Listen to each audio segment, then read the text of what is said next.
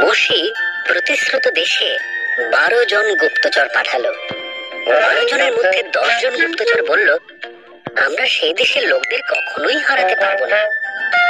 কিন্তু যহোশুয়া আর তার সঙ্গে কালেব বললেন, ঈশ্বর আমাদের সাহায্য করলে আমরা তাদের হারাতে পারবই।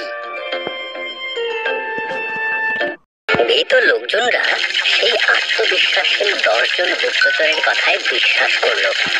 ঈশ্বর বললেন, একমাত্র তোমার সন্তানেরা যহোশুয়া এবং কালেবের সাথে সেই প্রতিশ্রুত দেশে প্রবেশ করতে পারবে।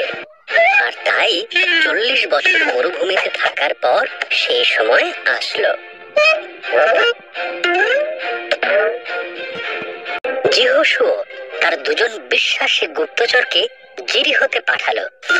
সেখানে রাহব নামের এক স্ত্রী লোকের সঙ্গে তাদের দেখা হলো। রাহব ওই গুপ্তচরকে গৃহে লুকিয়ে রাখলো, দেওয়াল দিয়ে পালাবার পথ দেখিয়ে দিল। এই স্ত্রী এবং তার পরিবারকে রক্ষা করার প্রতিজ্ঞা করল। ইসরায়েলীয়রা জর্দন নদী পার করতে এগিয়ে এলো। যাজকরা আগে আগে গেলেন, তাদের হাতে ছিল ব্যবস্থা সিন্ধু। কিন্তু যখনই যাজকরা জর্দন নদীতে পা রাখলেন, নদীর জলের স্রোত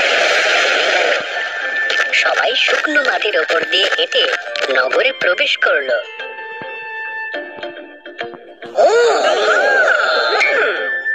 এখন তাদের দ্বিতীয় লক্ষ্য হলো জিরিহো নগর। ঈশ্বর যহোশুয়াকে বললেন, 6 দিন ধরে জিরিহো নগরকে একবার করে প্রদক্ষিণ করো। তারপর 7 বার প্রদক্ষিণ করবে। ঘুরতে ঘুরতে তুরি বাজাবে, চিৎকার করবে, দেখবে নগরের দেওয়ালগুলি ভেঙে পড়বে।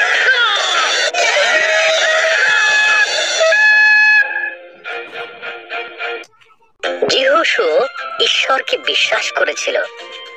যহোশুয়া ঈশ্বরের সমস্ত আদেশ পালন করলো আর নগরের সব দেওয়াল ভেঙে পড়লো। তারা জিরিহো নগরকে জয় করল। রাহবকে তারা প্রতিজ্ঞা অনুসারে রক্ষা করলো। ঈশ্বরের এইভাবে সেই প্রতিশ্রুত দেশের অধিকারী হল।